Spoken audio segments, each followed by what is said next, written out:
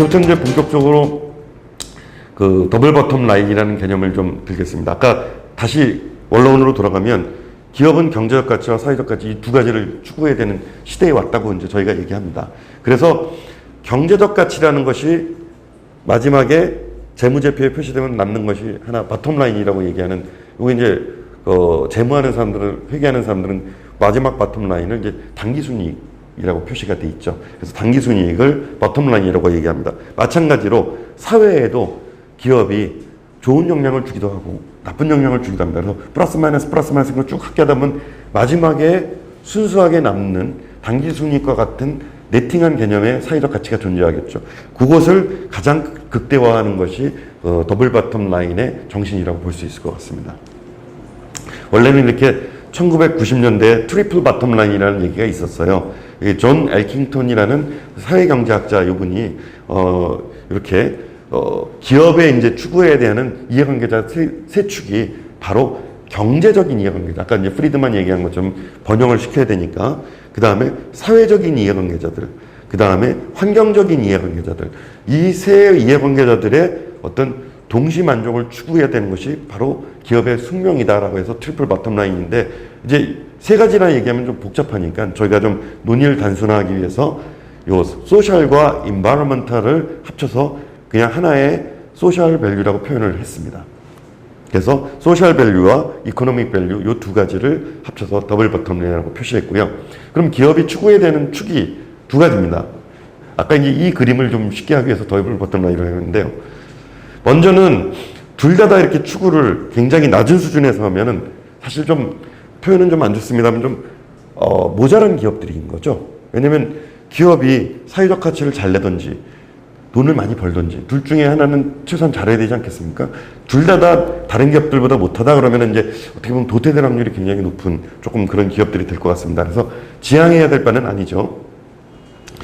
좀 좋은 회사들은 뭐냐면 경제적 가치를 많이 창출하고 사회적 가치 좀 내는 겁니다.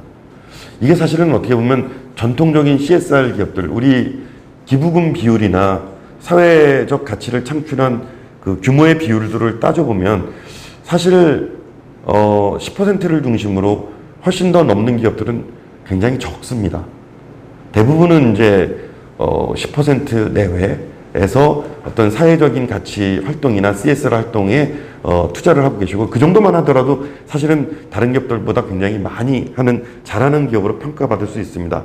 그런데 그런 기업들이 그 정도에 쓰는 이유는 결국에는 주가를 높이는 데 어느 정도 기여가 됩니다. 레퓨테이션을 얻기 위해서, 또는 고객들한테 마케팅하는 일종의 마케팅 비용이라고도 생각을 할 수 있고요. 그래서 어떻게 보면 명확하게 잘 CSR을 하시는 그런 기업들이라고 볼 수 있습니다.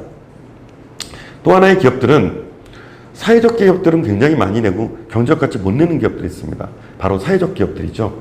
어떻게 보면 굉장히 선의의 그런 좋은 기업들이긴 합니다만, 실제로는 문제는 뭐겠습니까? 경제적 가치를 다른 경쟁자보다 많이 못 내기 때문에 무려 좀 망할 수가 있죠.